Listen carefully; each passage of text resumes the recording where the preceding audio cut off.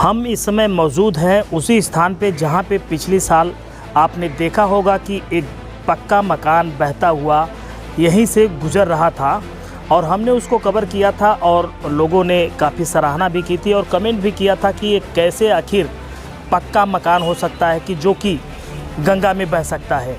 इसी पे हम रियलिटी टेस्ट कर रहे हैं। आप लोगों ने बाढ़ में एक मकान को गंगा की लहरों पे तैरते हुए देखा होगा। ऐसे में उसका रियलिटी चेक हम करेंगे कि आखिर वो मकान था कि कुछ और था।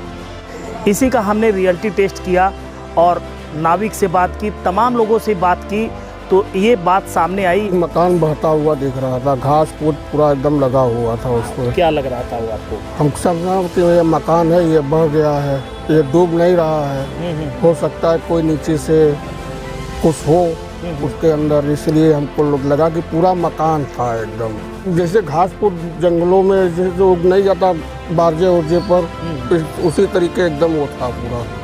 तो जैसा कि प्रत्यक्षदर्शी भी ये मानते हैं कि दूर से देखने में जब ये गंगा की लहरों पे जो मकान बह रहा था वो पूर्ण रूप से मकान ही प्रतीत हो रहा था। एक नाविक हैं जिन्होंने उस मकान को काफ़ी करीब से देखा है, समझा है, जाना है। ये बताइए चाचा। हाँ जी। अगर कोई बाहर से देखा जी तो उसको तो यही लगा कि वो मकान। हाँ मकान है। हाँ वो तो जानते हैं आप, वो जैसे पीपा होता है लोहे का, वो कई सालों से वहाँ पड़ा था इलाहाबाद की तरफ। अच्छा। उससे घास भूसा बन गया। अच्छा ठीक। जैसे नाव हमारी बहती है उससे वो भी बह रहा था। ईटा पत्थरा थोड़ी बहेगा। का पुल था चौखटा टाइप का, उसी पे घास भूसा जमा था। उसमें जैसे रहने के लिए जो वर्कर होता है उसमें मड़ई लगाया जाता है, तो वो मड़ई सहित आया तो उसको सोच रहे मकान बह गया। अच्छा, तो मकान नहीं था? नहीं। तो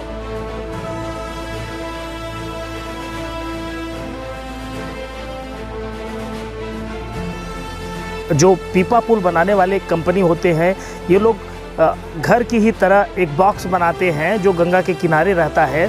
तो वर्षों से उस पे क्या है कि पेड़ पत्ती घास फूस उग आए थे, जिसके कारण कि वो घर की तरह प्रतीत हो रहा था।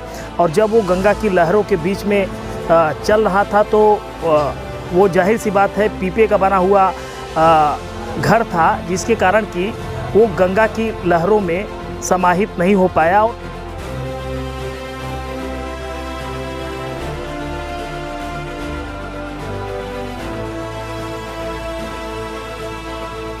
आज हमने इसका खुलासा किया कि वो मकान नहीं, एक पीपे का बना हुआ आवास था जो कि मकान की तरह प्रतीत हो रहा था। कैमरामैन आफ्ताब के साथ इंद्रेश पांडे, न्यूज़ युग, मिर्ज़ापुर।